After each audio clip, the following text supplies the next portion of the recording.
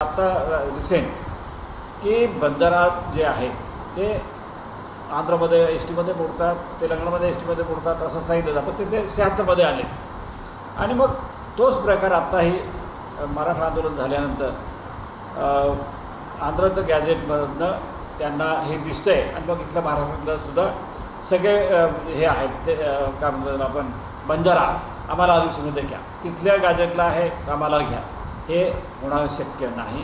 माझ्या माहितीप्रमाणे उद्या परवा अजून लक्ष्मण माने आंदोलनाला बसत आहेत आणि ते म्हणतात की आम्हाला एस टीमध्ये घ्या. जो तो उठतो आहे तो एस टीमध्ये मागतो आहे, अनुसूचित जमातीमध्ये मागतो आहे. मग अनुसूचित जमातीमधले जे गरीब वर्ग आहे आजही गडचिरोली भागामध्ये आदिवासी नग्नावस्थेत आहे, किडेमकोडे खाऊनच ते जगत आहेत. मग तो विकास कधी होणार? मग हे जर बोगसवाले सगळे येतील, इतर जाती जमाती नाही, हे सगळे आदिवासीमध्ये घुसतील तर निश्चितपणे आदिवासींना विकास कधी करता येणार नाही. आणि एका बाजूला यांच्या सवलती बंद करा म्हणून ओरडणं सुरूच आहे.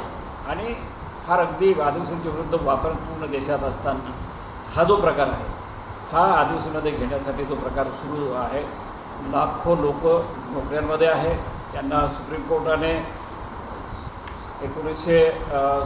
2017मध्ये काय जो फटकारला आहे तो निकाल आहे, तरी त्यांना बदल केला जात नाही. आणि राज्य सरकार असतील, देशातलं सरकार असेल, हे आदिवासींच्या बाजूने नाही हे स्पष्ट दिसतं.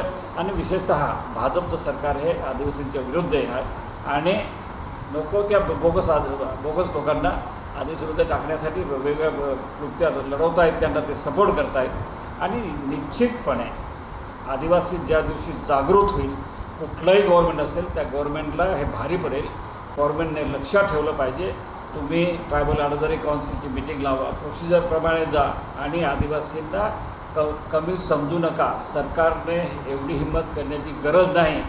सातत्याने आजही काय धनगर समाजाला हे देऊन टाकलं पाहिजे, ते देऊन टाकलं. आजची सरकार महाराष्ट्रात भाजपचं सरकार तर धनगरच्या बाजूनेच आहे, पण त्यांना ते शक्य नाही. कारण आमच्याकडे सगळे पुरावे आहे आणि अँथ्रोपॉलॉजिस्ट असतील, मानववंशशास्त्र यांना विचारल्याशिवाय कुठलाही निर्णय सरकारने आणि याच्या ज्युडिशरीचा निकालसुद्धा चालणार नाही. ज्युडिशरी पण आम्ही मानणार नाही. ज्युडिशरी काही निकाल देईल, पैशाच्या आधारे हायकोर्टात सुप्रीम कोर्टात जाणारी फार मोठी संख्या आहे. निश्चितपणे इथे अँथ्रोपॉलॉजिस्टचा अभ्यास आणि आम्ही जे काय आदिवासी आहोत त्याच्यात ट्रायबल ॲडव्हायझरी काउन्सिल आहे, ह्याला विचारल्याशिवाय कुठल्याच सरकारने निर्णय घेतल्यास सरकारला भारी पडेल.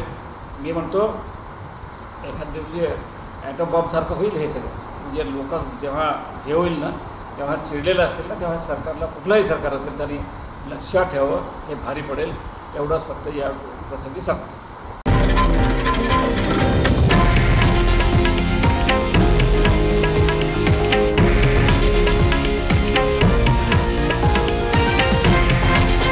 हे आहे देशातील नंबर 1 न्यूज नेटवर्क आणि आपण पाहत आहात TV9 मराठी, एकमेव.